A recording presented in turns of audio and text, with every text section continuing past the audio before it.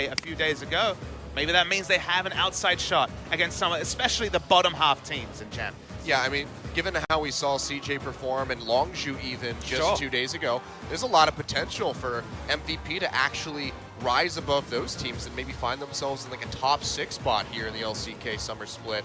A lot of questions that won't be answered until we get around the playoffs, but this will be a good indicator for whether or not these guys have improved, have made progress with this 5-man composition that they've been keeping. Big question is going to be beyond how is he going to perform in the jungle, because he's historically fairly inconsistent. But here they are on your screen. It is, as you could hear, the crowd favorite at the moment, KT Rolster, keeping everything nice and neat with these guys. Someday, of course, coming back in the top side. We'll see if he's able to have a better split, because, you know, last year everyone would renown him as the best top laner in the world. And in spring, really faltered heavily, but now maybe we're seeing a swap as Smeb is starting to falter. Maybe someday we'll inch back on top. He faltered in one series. Let's give Smeb the benefit of the doubt. He's had quite the 18 I don't think months. Smeb's down and out by any means. Now remember, right at the end of spring, KT trimmed Ignar off the lineup, also having only 5 members. They haven't picked up any substitute players, whether it's for support, because Achani, obviously one of those older players. I think having healthy competition for him will really help his performance. And in the mid lane, Fly had a really interesting re-debut in Champions, of course. Had spent some time in the LSPL during the course of 2015. Had some great games, but the big question mark over him was consistently champion ball. It never felt like he really played the meta. It felt like there were Fly champions and there were champions that Fly didn't play. And that can really hurt as these big patches come through. Now the mage rework comes through. One prediction I'll make. You know, you look through the mage rework, there's some champions really on the edge of the meta. I bet Fly has one of them, and I have a feeling that Veigar is very much in his wheelhouse. That really does feel like a Fly champion next to something like the Aurelion Soul, because he definitely does kind of have a different approach to mid lane than a lot of those other mid lanes. Yeah, I mean, he was a big one for pulling out the Zillion. Lux as well. Yeah, I mean, we saw Faker pick the Zillion against him in that playoff match just to say, you know what, I'm going to take this away from you, and I'm going to beat you with it. And beat him, he did, right over the head. This is the fun graphic. You just compare the performances between spring and summer, and the win rate jumps up. You see 20% back in 2013, smaller in 2014, but they really were revitalized with Peekaboo joining the lineup in 2015 summer, and just overall a 14% jump in the history of champions for KT Rolster between spring and summer means that it's looking like good reading for KT fans. Yep, that it is. And they've had some strong words coming into this match about how they feel about their opponent. In an interview, Achani said that, you know, about both MVP and Ever, he says that he doesn't think that they're very dangerous. He said as long as we don't get too careless, don't go too ham, and we play, you know, intelligently, we will come out on top of this, no problem. And there's a couple of feelings in the bot lane that now that you speak about it, specifically Maha, the AD carry for MVP. Used to be Mark, of course, was a KT Rolster sub back in summer last year, so he's been around the KT Rolster organization. It's going to be fun seeing the man that, of course, he was substitute to, Arrow, take on Maha in the bot lane.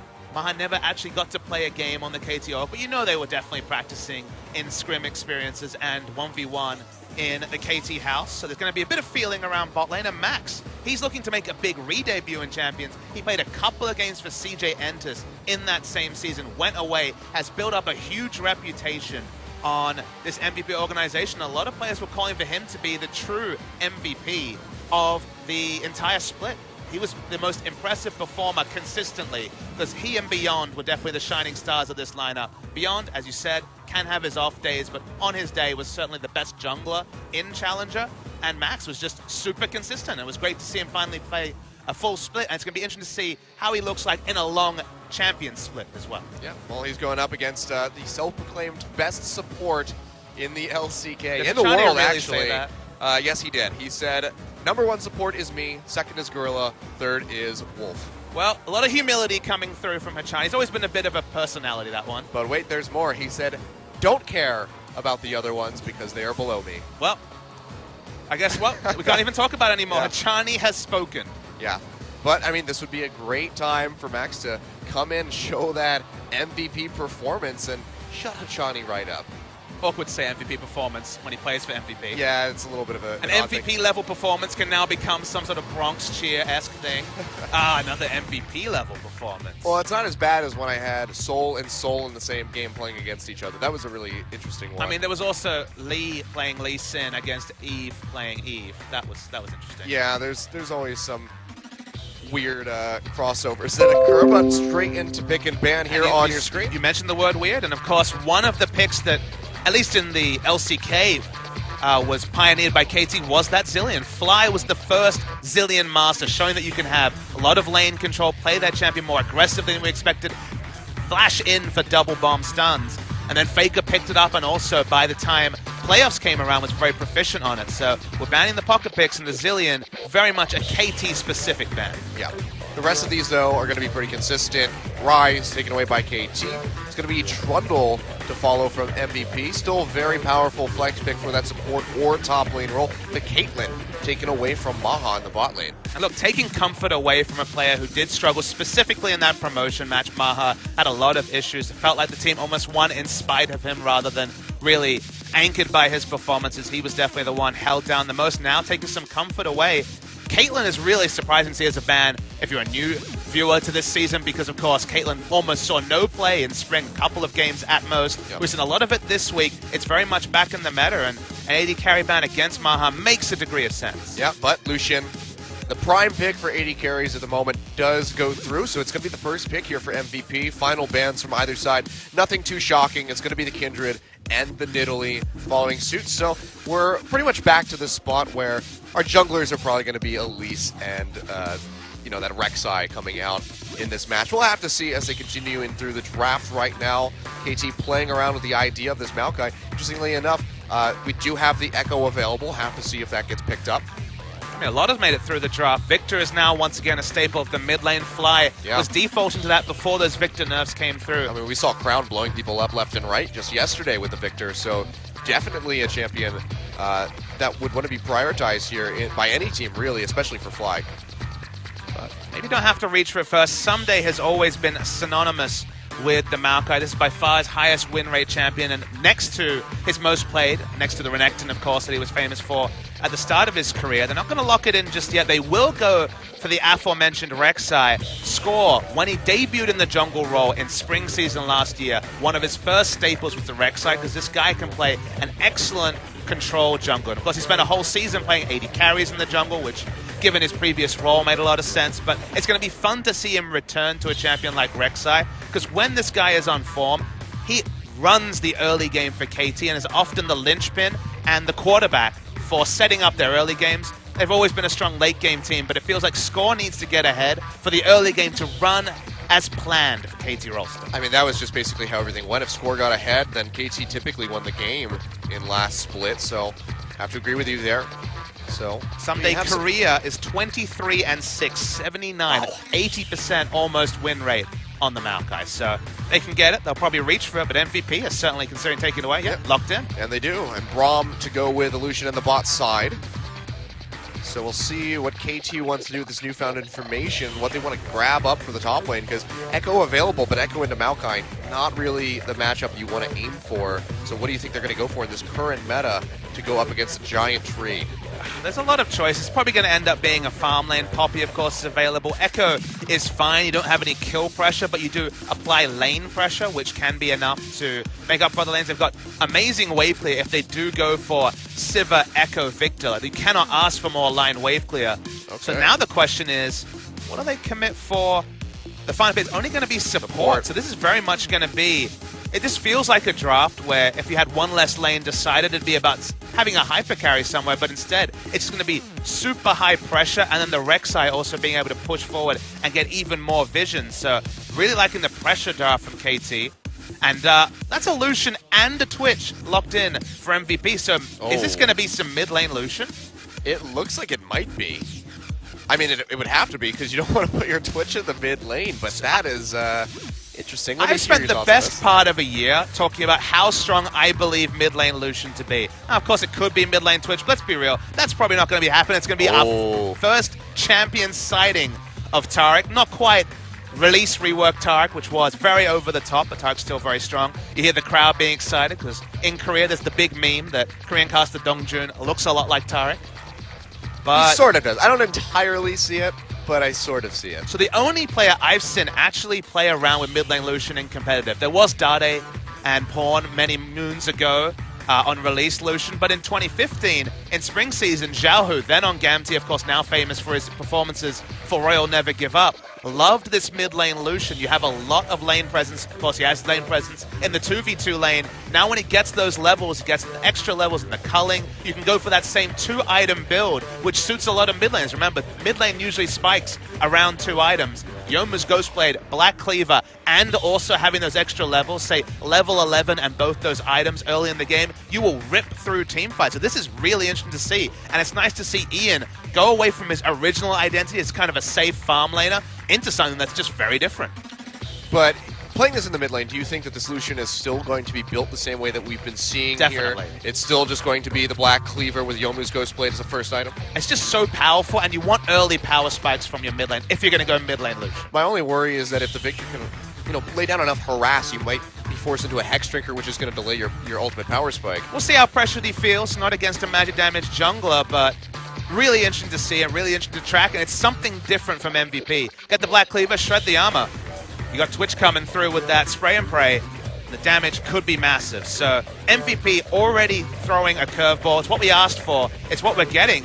And what a great start to Champions, because we've had so many off-meta and new meta picks in just a couple of days' play. I mean, especially yesterday was the biggest curveballs of all with Rock Tigers in there. Well, they curved so much that they just got a bit confused. They spano around. They went right back into their starting point. And lost. So yeah, it was a little bit bizarre. Just to let you guys know that the match has started with a pause, so we're probably going to wait a little bit before we get into game. Yeah, we'll get this taken care of and get right into the action and see what is going to be happening between these two teams. Both mid laners taking exhaust, so really showing respect to each other's damage. And we've seen how much damage both of these champions with this Victor and this Lucian have been able to show. But going up against each other in the same lane is going to be certainly a very interesting matchup to see. I mean, how is early pressure going to happen here, Papa? You kind of have to have trouble kind of conceptualizing how you look, because we haven't said Lucian versus Victor, I believe, ever in competitive play. I didn't remember casting that for Gamti, so I don't know if it's ever really happened. If you think about it, AD carry, specifically Lucian, has great ability to push the wave. He gets the harass with the piercing light, and just as a ranged auto attacker with something like a Doran Blade start, you can auto attack the minion wave and push it faster than a Victor pre-Hex Core, of course. When he gets his first Hex Core upgrade, you get that death ray, you get level 7. He's still able to one-shot the backline, so that's when the lane pressure starts to equalize a bit. But if Lucian ever wants to leave lane, you just pop the ultimate, you push up the creeps fast, then you can roam. So lane pressure advantage, specifically early, almost certainly going to be in the advantage of Lucian. It's just after a couple of items, going to be a bit equalized, and when the piercing light can no longer one-shot the minion wave or close thereabouts, Victor will finally get a pushing advantage, probably about 20 minutes into the game. Okay. Now, how do you, just taking a look at both of these team compositions, how do you think that they fare just on paper outside of execution? Because we do have a Tarek coming in for the first time, so we haven't seen this being played around in LCK. We don't really know what to expect, but we do know the kid of this champion, double stun potential there on a fairly squishy, 2 carries there with that Lucian, with that Twitch. I feel like if they get caught, they're just going to go like that. How do you think this interaction is going to happen, though? Well, I feel bad that we don't have the champions on the screen, but just looking over the roster, just echoing what it is. Echo in the top lane. Well, I said echoing Echo, but regardless. Echo in the top lane, we mentioned Victor and Sivir. So this, especially with one AD item on the Sivir, is a lineup that can apply a lot of pressure, and they have Rek'Sai to give them that Tremor Sense vision. So the big story, the first thing you thought of when you saw Tarek's new ultimate, the invulnerability, you thought, okay, Tarek dives with this guy are going to be crazy. When you have 3 lanes that can push up, that basically have instant push option, your turret dives can be insane. So I expect to see Rek'Sai play around the duo lane, especially post level 6, and then just staying under the turret as a Twitch especially, one of the weakest 2v2 laners, will be a struggle. So I feel like pressure-wise, play around the turret, play around your strength in the jungle and your control jungle matchup, and try and just keep the Twitch honest. Because if we get to late game, and Twitch can open up after all that, those Black Cleaver stacks are applied, the late game with Twitch, Lucian, and Maokai can be really explosive. It doesn't necessarily mean that MVP have a massive advantage in the late game. They kind of have to get through even or ahead to pull it off. But it's pretty tenuous, and it's exciting because there's a lot of unknown variables in this game, and whether KT can play that pressure game that they could in fits and spurts in summer or not remains to be seen again. That it does. My main I don't know. My main concern for MVP throwing this curveball is the same thing with Rocks Tigers yesterday. We saw Samsung. They had very heavy AoE CC chaining that they could do, and they pulled it off so well. KT have the same thing. You have parallel convergence. You have the knockup from the Rek'Sai, gravity field, on top of the Taric with a double stun potential. I just feel like if KT can get the execution, it almost doesn't matter this lineup unless they get wildly, like thousands and thousands of gold ahead early. I just feel like they're just going to crumble underneath of that if KT can pull it off. I mean, the one thing you can say is that, if we remember the Rocks Tigers game yesterday where they had the Ezreal, Swain, Aurelion Sol, they couldn't get through the front line and struggled, right? Yeah. The difference here is that Twitch doesn't care about front lines. He has the pass-through damage with the ultimate that can get towards the back line. So if you open up correctly, you can actually pull off these comps in the late game and not necessarily be as affected by those big tank front lines. Randuin's Omen still has a lot of anti-synergy against the Twitch because you do slow that attack speed, but you do have options in the late game, and you don't have the Ezreal who naturally gets all his damage blocked by a frontline tank. So there is more options available. Is it still difficult to pull off for a new challenger team re-debuting in Champions? Absolutely, but I feel like it's not quite the sustained damage and Ezreal that was always invariably going to be stopped by a frontline tank wall, like we saw yesterday. Okay. And with, Caitlyn ban came out, do you think that this would have been a pick that they would have gone for off the bat? I mean, because this is an interesting composition that MVP decided to piece together. Do you think that Caitlyn kind of threw a wrench in maybe their first plans and they decided, like, oh, we need to shuffle this around and go for something a little bit more wacky? Like, or do you think that they're just, like, not even going to prioritize that? It's hard to read, right? You never know if this was a pivot or if this was the plan all along. Yeah. Was this a champion that he was just playing a lot in solo queues, looking over his regulars? He has been playing the Caitlyn. Was it a reaction to scrims? We don't have the full answer to that. I like what they've put together. It's just kind of the crux of the issue is that Maha has to lane this Twitch, and he has to find a way to get through laning phase. If they can get the lane swap off, get 2 turrets down, get some guaranteed gold, get through the first couple of levels where Twitch especially struggles, maybe you can put it together. But he struggled in the promotion. If they do see 2v2 laning play, and you've already opted in to, say, this Twitch laning matchup, I think he might struggle. So getting through that early game is certainly no guarantee for the MVP lineup. Okay. And that's about all we can talk about the comps, because we've still got the break here, unfortunately, guys. Yeah, it looks like the admins are scrambling in the booth at the moment trying to fix the issue. Looks like we have an issue with ADD's computer, from what I can gather. So, might have to do a PC swap, Papa. So PC swap. Yeah, you never know. These guys do it quick. So it's like watching like a race, like a NASCAR race or something, and they pull into the pit stop, and also they just like take apart all the tires and shove the new ones back on and stuff. Is that actually like just one of your prepared metaphors, or do you actually watch NASCAR races? I don't. I actually hate NASCAR I was going to make sure. I was going to make sure, because you talked about a NASCAR race. It made me think about it, is all. I'm sorry about that. I'm sure there's NASCAR fans out there. Yeah, I mean, no offense. Nothing against you. If I'm going to watch some open wheel racing, Formula 1, back in the days when everyone crashed on the first corner, I could get into that. Yeah, that's a little bit more interesting. Not a motorsport purist, unfortunately. I mean, going in a left turn 500 times. I like how you're motioning a circle but didn't say circle. Well, I mean, it's one whole. Sure, a circle. Going in a circle, an oval, probably. Going in an oval to the left 500 times is not something that I find very interesting. But then again, I mean, I'm sure there's plenty of people out there that don't find 15-minute lane swap.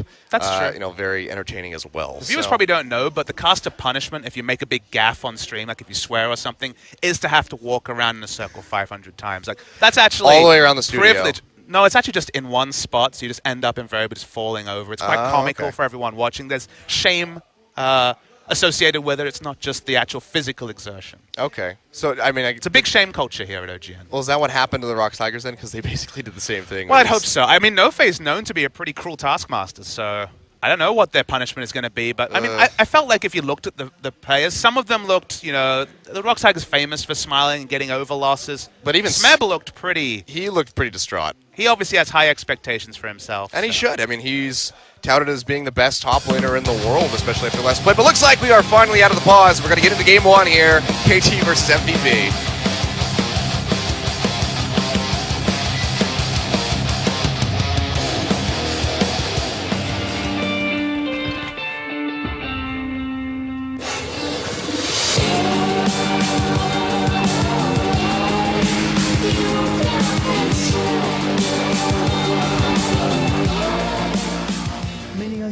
All right, here we are on the Rift.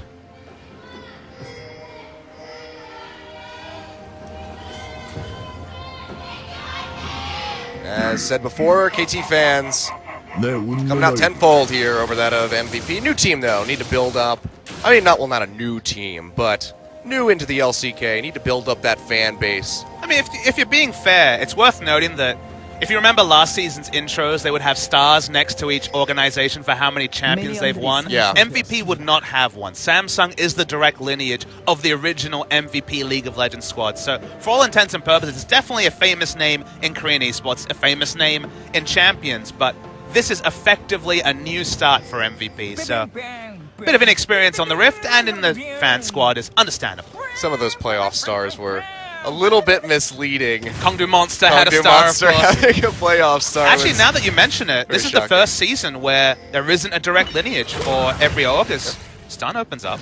Yeah, it's going to be Hachani and Arrow going in a little bit of invasive action. Yeah, but just to finish that point, because Kongdu Monster inherited the Najin win because they took that spot, they're now in the Challenger circuit, so not reflected in Champions. One down, but still plenty of SKT wins to talk about, I guess. There's no shortage on those. They have completed the circle. They have gathered all of the gems for the Infinity Gauntlet. Faker has everything.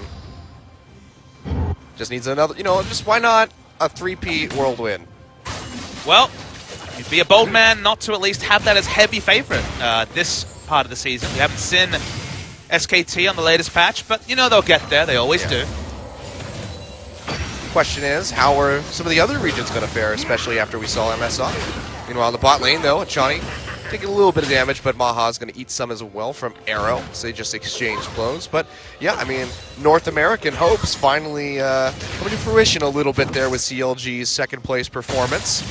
I mean, their sales should be swelling. CLG looks very impressive. There's a lot of optimism around there beyond bot lane. Oh, that's going to be a double flash here from Hachani and Arrow. Nice pressure, just walking up, and the threat of the Cocoon enough to get both of those summoner spells down, so you can be damn sure that Beyond is going to revisit that bot lane. Meanwhile, up top, Someday taking a hell of a lot of damage. We'll get that shield from the parallel convergence, but really has to respect ADD. Does he go for the flash? No, he's just going to go ahead. 3 seconds left on the Twisted Advance. Yeah, knew that he would get way too close to the tower if he wanted to go for that play, so just deciding to back off. Someday will keep a summoner flash at the moment, but has to recall. We'll use that teleport to get back. Talked about the wraparound gank. We're starting seeing it now. Oh, yes, we are getting in onto Hachani, trying to get those stacks moving. He's taking a hell of a lot of damage. Gets locked up, and he goes down. Maha finding first blood on the Twitch. That's a pretty deadly start here for MVP. Really like the pathing from Beyond, who have sort of started at the top side, made it down bot for the early gank, the double flash. Remember, that was already a massive thing for MVP. They're in a losing 2v2 lane matchup, even though Siva, not known as a lane dominant champion, Twitch by far and away the weakest of the 2v2 laners. So double flash, already great, but getting the wraparound gank, even though there was a ward, it was so shallow from KT that they didn't have enough time to react, didn't have to use the flash the first time around. And now first blood over to MVP. For the Twitch especially, is a massive thing. And now with Serrated Dirk against just the Dorans, oh my god, against just the Dorans from Arrow, trades are actually going to be pretty damn good for the Twitch. That's going to be really brutal to go up against if you're Sivir, because you can't really spell shield that much. You could get rid of the poison that he's swinging at you, but just the auto attacks alone are going to do a ton of damage. So very nice start. That's going to be a big confidence booster here for MVP to kick things off. Because you have to be nervous coming into, well, I guess you don't have to be, but you're probably nervous coming into your first professional game in the LCK. Pretty telegraphed roam here from bot lane. You see Elise is already ready. They're going to go for it, trying to get onto Ian, but the Cocoon comes through, locks up Score, and he's taking a hell of a lot of damage. The exhaust comes off as well. Ian gets exhausted, so he cannot close the gap. Beyond's gone pretty deep. Yeah, Beyond going down, but here comes Max. Hachani will finish him off with the Ignite. It's going to be the flash away from Score to get him to safety. All in all, it's going to be a 1-kill pickup onto Beyond for KT. But Summoner's blown on both sides. Strange to see Beyond go so ham. He was in great positioning. He read the situation well, knew there was going to be that gank into the mid lane. They got a nice burst of damage on Score, but they should have stopped there. Beyond already had his flash down, and he went and took minion aggro with 3 enemy champions around and promptly died. So really not clear what exactly he was reaching for, because the start of it, all very well read by him, is just the overextension is a pretty big cost when it should have been a nice little win in terms of resources for MVP. Yep. You can see, though, in this top side, Someday still getting bullied out by ADD. Might have to back off yet again if he loses one more trade like that. He might even lose his life. Doesn't have level 6 quite just yet. You can see Arrow struggling for CS against MVP. Down. When you got that advantage, and such a big trading advantage with the serrated dirt, there's just KT have to hold back. Whole longsword, so you know that Arrow is not looking to fight anytime soon. Just wants to sit back and soak up as much of this CS as he possibly can, but Maha's not going to give him an easy time of this. He's just continually pushing forward, getting those auto attacks in, and just trying to whittle him down as best as possible. It does have the heal there from the Taric, of course, to help with the sustain, but you only have so much mana, so eventually Hachani is going to run out. So I want to see MVP play towards their item builds. They're going for, as predicted, the double Youmuu's Ghost Blade between mid lane and bot lane. So once those Youmuu's are completed, which should be, 8-10 minutes time from now, there's just no way for KT to opt into Dragon Fights against what is such an immense early amount of stats that you get from popping that Youmuu's. So MVP, with the control they have, with the snowball they have, should really be looking to fight for objectives, because there's no natural item builds from KT to answer just how clean the first buys are going to be for MVP. So with this Lucian in the mid lane, now if other teams are going to start picking this up, what could we expect to be going up against this champion? Who do you think would be a good neutralizer of this pressure that he's able to apply with this current build? There's nothing really that sticks out, and it's one of the reasons why I always like the pick, is there's nothing that really crushes Lucian in lane. Unless you want to actually go full counter pick and say take Caitlyn, right? You could take Caitlyn and just outrange him and get 3 autos for every trade and win in that way. But in terms of mages, you can't go for a farming mid laner. Even though Lucian doesn't have a lot of kill pressure, he has good range and he wins trades so hard that you can't go for, say, the Veigar, which often was a champion that you would pick into other matchups if you get away with just farming. So basically, he does well against control mages. He's safe and escapable enough to avoid difficult assassin matchups. So you could go all in and try a Zed, but the downside is if you fail a Zed all in or you get ganked and lose levels, you don't have a lot of ability to enter lane because you're melee. So there's a lot of headaches that Lucian mid really brings in terms of viable champion pool against him. Very good point. I mean, with the changes to QSS, could make that a little bit more viable than it would have been before.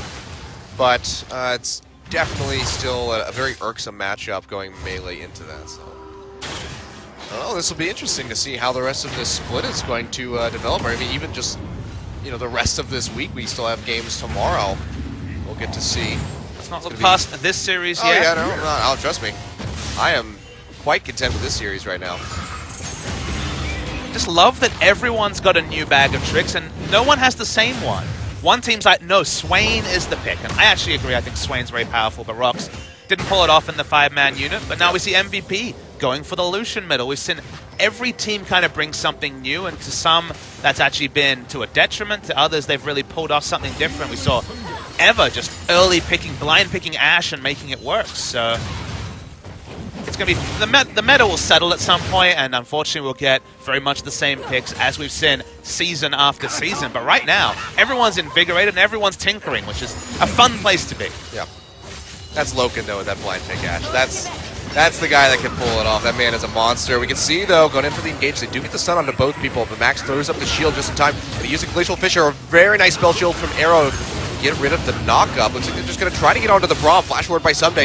Cannot find the damage, though. The stun not going to connect. Someday going in underneath the tower, taking a hell of a lot of damage. Going to have to use this ultimate to snap back. Now they get on the ADD, who's getting blown up, but he locks Someday up, and he takes another tower shot. It's not going to be enough to finish off the Echo, however, and KT are going to come out on top, getting that Twitch.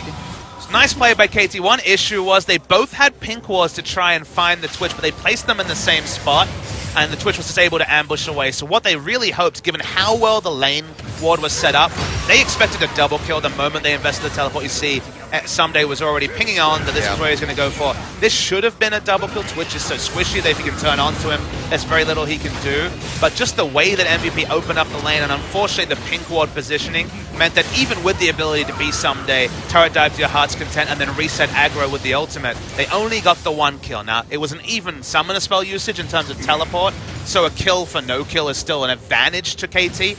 but they will feel like it should have been more. Yep. Gonna have to work on that pink placement communication, it seems, from the bot lane. See, Someday does have one in his inventory now. Whether or not he's going to use that top or maybe save it for another roam bot, we'll have to find out. Score, though, runs into Beyond up in this top side of the river. He's going to burrow out to safety. Doesn't want to mess with that Rift Herald quite just yet. Squall's definitely had a happy farm time. Sort of playstyle you expect on Nidalee, but not so much the Rek'Sai.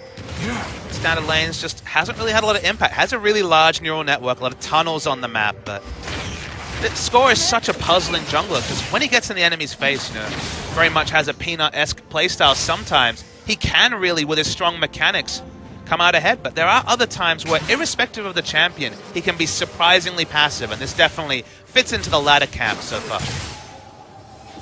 It would seem that way. We can see those going for those boots of swiftness, so he can zip around the map even faster, maybe start making some kind of pressure plays. Bot lane certainly could use another visitation, as we can see that CS lead still stretching in favor of Arrow, up about 15 at the moment. But all things considered, given how it started off with Twitch getting that first blood, Arrow's holding on pretty decently well. He's doing fine. I mean, Sivir at the end of the day, once you get enough AD, the moment the enemy AD carry leaves lane, you get a full minion wave. It's very hard to deny her CS for an extended amount of time, so she's doing very capably. We're very close to the double Yomu's Ghostblade early power spike I spoke about. Already see it in the mid lane, and Twitch just looking for the combine. Happen pretty soon. Score gets caught by the Cocoon, but is able to use the burrow just in time before that would have locked up the interaction. So yeah, we haven't seen Rek'Sai in a while, but there was always that interaction where if you channel the tunnel first, you do complete it regardless of its CC effect. Through. Here we they're just going to go for this one. Yeah, goes straight onto Maha, taking so much damage, and the Boomerang Blade will finish him off, so Arrow finds the kill, and now Max nowhere to go. The turret offering very little assistance. He is going to go down, and it is a double kill for Arrow in the bot side. Well-executed dive, and that's exactly what you were talking about with that Tarek. Illustrates the point, right? You just look at the ultimate, and it doesn't take much genius to work out exactly one of the strongest ways to play it when you have a very reliable ganking jungler like Rek'Sai, and of course the Tarek CC, which is very nicely layered in this particular fight, hit both Max and Maha on that engage. The health bars are still high because you haven't taken any damage from the turret. In the mid lane, you can see the trade's already starting to go towards Ian as expected with the Yomu's build path, but nice and clean play from KT, and it plays towards the comp they picked into, and it's good to see. Yeah. It was a fairly even trade, though, between Fly and Ian. Fly just very slightly coming out on the what isn't even? The kill distribution, because all three have gone to Sivir in the bot lane, so despite giving away the early death in bot lane from Hachani, we now see a nice little bit of gold onto the Sivir. Yeah, it's going to be swinging back quite nicely. Speaking of Hachani, though, going to walk into this brush and find Beyond, taking a hell of a lot of damage here. Arrow does arrive, trying to fire out as best as he can. Q is not going to connect us. Johnny jumps over the wall. Poison's ticking, but it's not going to be enough to finish him off. Maha did pop the spray and pray, but only got a single tick onto Hachani. This will probably be enough to dissuade KT from fighting around the dragon. The items should do that anyway, but KT are at least going to poke around. I don't know about this one. It's just the air drake. Not sure if you really want to fight over this one. Score's still playing really far forward. They get the stun on Hachani. Actually, don't even need the stun. They just lock him up and take him down. It's going to be the first one to fall now. Ian on the run. Score goes in, gets the pop-up. Ian looking like he's going to fall. Heal comes through, trying to kite back as best as he can. Get some damage in onto Arrow. That's going to allow for Maha to finish him off, but the Twitch is going to go down all the same. Flash away from Max just in time to dodge out the Chaos Storm. They will escape, but it's a 2 for 2, but both carries going down on the side of MVP. Now we're starting to see some of the cracks in this particular MVP lineup when it comes to the end of this fight. So they get the pick onto Chai, that part's great, but if you notice, the tank line and the mid lane and AD carry, the double AD carries here, are on the same page. Ian goes forward, gets the heal, this part is fine, but Maha is still unable to get out. He needs tanks to be able to peel or at least force some dissuasion, otherwise people are just going to run at the Twitch, and with the fleet of foot passive and the general movement speed abilities KT have, there's nowhere for him to go, but instead, both frontliners kind of hightail out, so either everyone needs to move away, or no one needs to reinitiate, or maybe Ian just had to go and be the sacrificial lamb for the other three, but giving away 2 kills in that scenario was definitely a communication misplay from MVP. Yeah, not a good look here for MVP. Their rookiness, I guess you could say, is showing a little bit here as they go up against these veteran players. We're going pretty aggressive, trying to get in onto this blue buff. The rest of the team now arriving to try to back him up. He goes in, tries to get the stun. Max going to go ahead and throw out the Glacial Fissure, but he's being taken quite low. Ian coming in on the backside, firing onto Arrow around the wall, but it doesn't even matter. He flashes away to safety and will make it out alive. ADD as well having to flash just to get out of that blue buff pit, and all said and done, it's going to be a 2-0 here for KT to their advantage. Now trying to find Maha. Scorpius can track him with the Tremor passive here as the Rek'Sai. So Maha really nowhere to go, just going to try to get a kill, but it's not going to come through, and that's going to make it a 3-0. KT starting to run away with this game. But the crazy thing is, look at the scenario where they're running around. They won a fight 3-0 against double Youmuu's Ghostblade, and with their top laner having built no armor. This is a scenario where the power spike should be massive for MVP, but Maokai is late to teleport. They don't have vision in a lot of where this fight occurs. Ian comes in late, and basically the issue here is that Maha and Ian are at the opposite corners of your screen and not getting any free auto attacks off, so their items are really irrelevant. Ian spent a lot of time basically not being able to auto attack because they didn't have a ward over in the blue pit. So in general, they got nothing out of their power spike, and in a power trough, KT go 3-0, which kind of worries you as the game's going to go on. Yeah, it's looking pretty worrisome, as you said, as we reach about a 4.1 thousand gold lead just 17 minutes in, 3-9 in kills, and MVP haven't even really been able to scratch a turret quite just yet. Do have that dragon, but again, it's the air drake that's not going to net them a whole lot as they move deeper into this game. KT have this balanced team comp with strong wave clear. You can really push an advantage well. If you're ever out of position on the map, Sivir pops ultimate, they have instant wave clear, and they punish you with turret damage. So it's hard to execute double AD comp. VP have made their first couple of missteps. You worry that KT, with their veteran status, are just going to iron it out from here. Yeah. Certainly looking that way as they continue to just go ahead and pick up these global objectives, so they will claim the Rift Herald. We won't be seeing him ever again in this game, and buff goes over to score. I really like the duo of Taric Sivir in team fights especially, because Sivir's famous for always fighting with her tank line. She pops the ult, she gets into close range, wants to cancel auto attacks with her W, and then you have an ability like the Taric ultimate that's so flexible. You can just pop it mid-fight to just stop some damage coming through for a couple of seconds. So it really allows you to super commit. You can all pile on top of each other even, and then fight in close quarters without having to worry about your health bars, which makes a lot of sense with a Sivir comp. Yeah, it's also just added safety having that spell shield. We've seen that Arrow's been using it quite well, especially blocking that point-blank Glacial Fissure in the bot lane. That first tower dive was pretty good mechanical play coming out.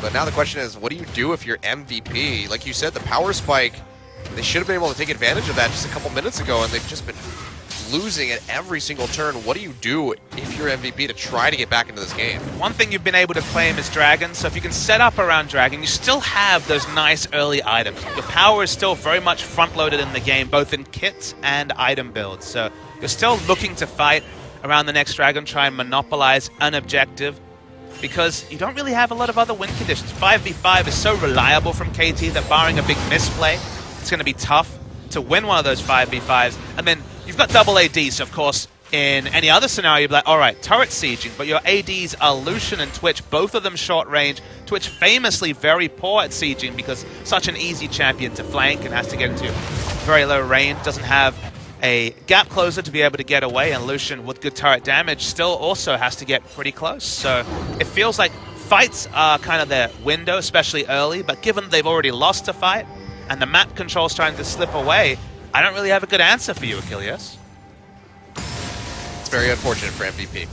I mean, getting pink wards, forcing picks, getting KT to make a bad decision around the Dragon, these are ways that you can win, but I feel like the impetus is more on KT, misallocating their resources, not having appropriate respect for the enemy or ward coverage, more so than MVP being able to make a proactive play, because, I mean, a Maokai flank teleport's lovely, but you don't really have the wards to be able to pull one off. See, though, 4 members piling into this mid side, someday close by as well. Which is going to show in bot lane.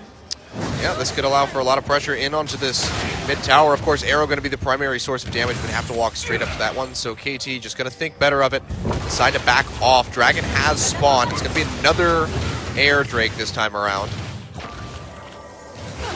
So not going to be seeing Ocean, Mountain, or Infernal quite just yet. Down well below half HP to KT Stick here. Do they just back off? Looks like it might be the latter. As MVP moves in, they will get the smite away, but they're straight onto ADD here for KT. They're trying to pick up some kills. ADD going low. Looks like he is going to fall. No, big heal comes through, keeping him alive as he does retreat into the back lines. MVP, however, I don't think that they can pursue this any further. Somebody goes forward with a parallel convergence. It's not going to land a stun, but he does get that shield, and that's enough for him to go straight in onto Maha. The stun comes through, and they are just sweeping through MVP. 3 members go down, no one dying on the side of KT. That was a massive fight that looked like it was going to end. They leveraged their health bars so intelligently, really placing the link on Taric to get that stun onto 3. Gonna have to watch the replay. Just to be clear, I believe it was onto the Echo. It might have been Victor, I think it was onto the Echo. Hachani, though, gonna go down beyond. Picks up that kill with the Elise, but doesn't have much of anywhere to go. Fly running around, trying to get out of here. He will live in the end. Dangerous game, Proc. Would have been a couple of HP outside of that, but they get the turret as well. KT piling on advantage after advantage. We'll have to really track who the link was on Taric. So the Dragon Secure was good there. Actually, Smite didn't come through from score. It was just the earlier Smite into auto attack that took it down. ADD getting that extra health from the Sap Magic passive. Sap Magic passive was massive. That was hard to say. Now wait for the stun coming through. So yeah, the link is just activated onto Someday and then sniped onto 3 members. That was crucial. And that's an interaction that we haven't seen before, but to set up the link between himself and Echo, piled on the CC, great positioning by Someday, and the re-engage, I didn't think it was possible given the health bars, but expertly put together by KT Rolster. Yeah, that was really well communicated. You have to imagine that a lot of that came from Hachani saying, like, if you go in, we can get the stuns. You know, I can link you, we can make this happen. And they did just that. Hachani trying to live up to that bold claim of being the #1 support in the LCK. And so far, doing a pretty damn good job. You know, he's the #1 performing Taric in the LCK so far. He is. That he is. He gets that. We'll wait to the end of the season before we give him any crowns, but for now, I've been impressed with KT playing around Taric. This is not necessarily a champion that's really plug and play into a lot of comps, just because he has those different mechanics, those vector mechanics almost, that other supports just really don't have. His vector goes good with Victor? Sure. It's looking that way. Who is now 207 Riley's Crystal Scepter for the first item. Yeah, it's a little bit overextended here. Oh yeah, he has to pop that Youmu's trying to get out of there, but the sun comes through yet again, this time on to score. And look at the HP bars just vanishing before your very eyes. Ian goes down. And that is pretty much the story of the hopes here for MVP in this game so far. And it actually lets Score on the Rek'Sai have ganking pressure with the link from Taric when his flash is down. Of course, Rek'Sai famously very flash unburrow reliant for engage, but you saw the link come through late from Hachani, in position to get the stun. They're really good at playing around this champion. And I thought it was going to be Fly debuting one of those edge meta picks. We haven't seen a Taric yet after the subtle nerfs on this patch, and so far, KT are making me a believer. That's a very strong way to start the summer split, as KT are known for being victorious there, trying to maintain that. And this time, hopefully for their sake, get a finals win. Not just a visitation, but that's a long ways off still. We have plenty of League of Legends to happen. I mean, if you're a player and on the first day of the season, they offer you a finals, finals appearance, you take it, right? Whether or not it's a win or not. So you can have your premonitions about KT get a finals win. I just want to see them play consistent League of Legends, because they've had 1-2 series consistency, and then they'll just randomly play Protect the Draven, or they'll randomly not have pressure in a pressure comp. So it's been all about KT keeping it together in a long season, and that's something they just haven't been able to do so far. God, you just had to bring up the Protect the Draven. Again, I try to expel this memory from my mind, Papa Smithy, and you just drag it back in, shake it in front of me and say, look at it! You were asking about this Lucian. Happened. You were asking about the Lucian first pick, and I was actually going to bring up the potential Draven counter pick, but God, no. We didn't go there when we saw the second round Twitch. Thank you, KT, for not doing that. And that, we talk about what can MVP do. You got to control jungle like Rek'Sai, putting down lots of deep wards. Remember, has the Sightstone, also has Tremor Sense. There's so little access to camps around the map. The pressure completely one-sided to KT, so the answer, unfortunately for them, continues to be very little, despite the fact that MVP have claimed those 2 dragons. They're not the same sort of win condition, though, it remains to be said. Yeah. 2 dragons against the flow in previous metas would be like, okay, outside chance of working towards 3, 4, and 5. Maybe we need to start worrying about this, but actually Beyond needs to start worrying about his positioning here. Almost gets caught out by Johnny and Score, but this time they cannot connect the stun.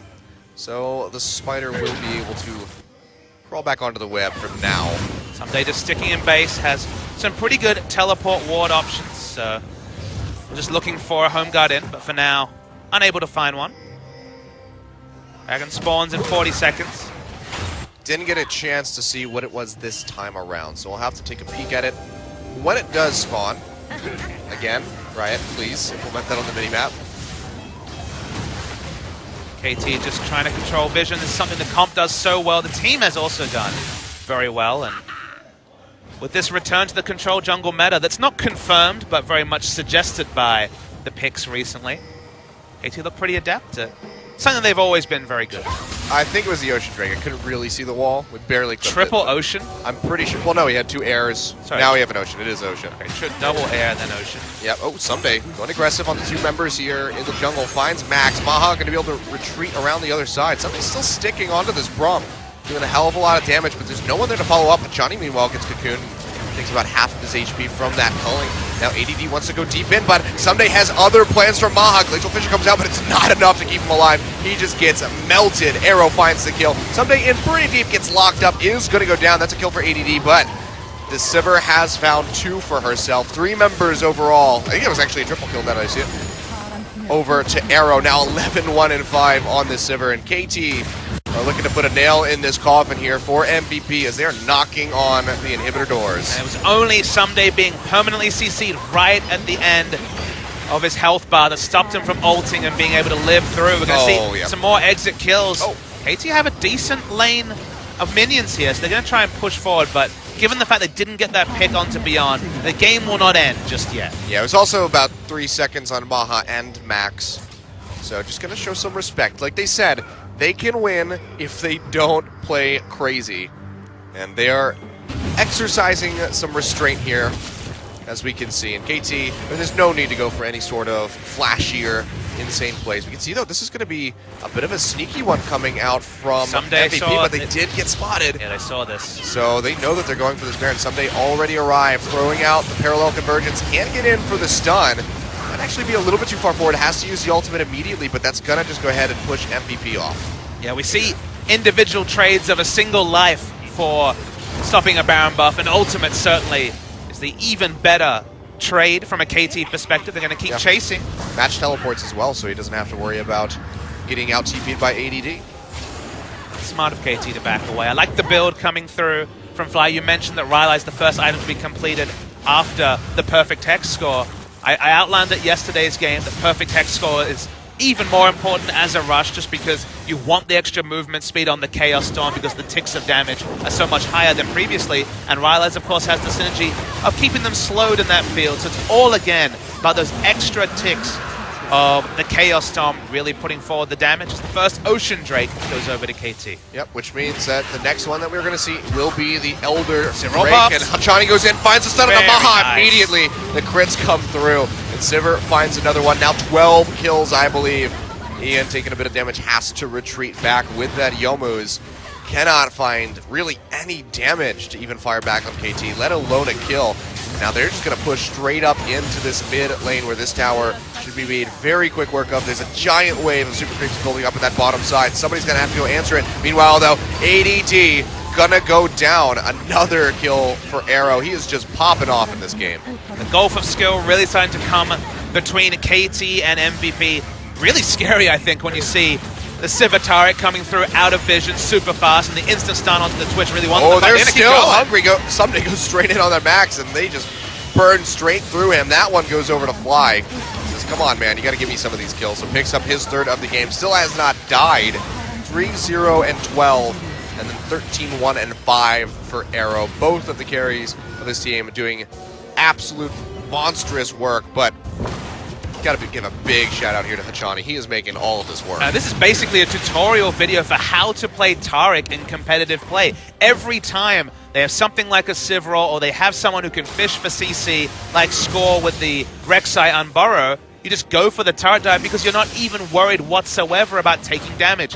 Usually you can't turret dive when there's high damage members and CC next to it because you're worried about someone getting CC'd up and then taking a lot of turret shots. With Taric Ultimate, first couple of seconds are negated from all sources, and thus you get the kills, you get out. Echo already disregards turrets anyway, given the ultimate, but with a Taric in the back pocket, this has no cares in the world. Yep. Step 1, big Tark. Step 2, don't give a damn. I mean, Taric's still not an auto-win button like he was when the rework first came through. He's still situational, but when that situation comes together, it is a thing of beauty. This is truly magnificent here. Someday, still just applying pressure in this mid side, just letting these super creeps pile up. They have mid and bot. I think KT can just, they're just going to go straight for this Baron. Don't have to worry about too much because somebody has to stick around and clear that bottom wave or they're just going to lose Nexus towers. MVP just really missed their window. You know, they had that one-item power spike. They were slow on a teleport. They didn't have vision down, and KT got 3 kills. And from there, it's pretty much looked a lot like this. Yeah, well, Stun's not going to connect, but it might not even matter. Beyond still running out of here, but that's going to be scored straight to the backside. And 2 more quick kills going over to Arrow, looking to make that one a third as he's chasing onto ADD and Ian. Will find it. Can he find a quadra kill? They're locking up the Lucian as best as they can. Someday going to deny any hope of a pentakill. Looking like he's just going to get double. Ian says, you know what? Just take me. I'm done. Falls and says, just get me in the next game. I'm tired of this. It's 5-25. I'm going to call it quits. And just like that, 32 minutes, KT Rolster, the monstrous victory here. 16-1-6 finished scoreline here for Arrow. They take game 1 over MVP. Yeah, clean stuff from KT. MVP, they tried something different. I'll give them credit for that. This isn't the MVP that we saw in Challenger. They tried to play around some of their weaknesses in lineup. We're just going for something a bit different. And I actually liked some of the things they were doing. The Lucian middle as an isolated pick I liked, but they started to fall behind. Their comp couldn't really siege despite being double AD. They really wanted to team fight, but suddenly we're in a bit of an item trough compared to their opponents, despite having that great first item. And when those second items came in fast for KT and no advantages had really piled on for MVP, the result really didn't look like it was in doubt after those first couple of skirmishes. Yeah. That was just a fantastic victory for these guys and a great way to kick off the summer split. Arrow mentioned in his interview, he said, what team would you like to see? And he said MVP. And now he is very much putting them in the ground. Well, he wanted to play against his old substitute in Mark, of course. It's now Maha, the AD carry of MVP, and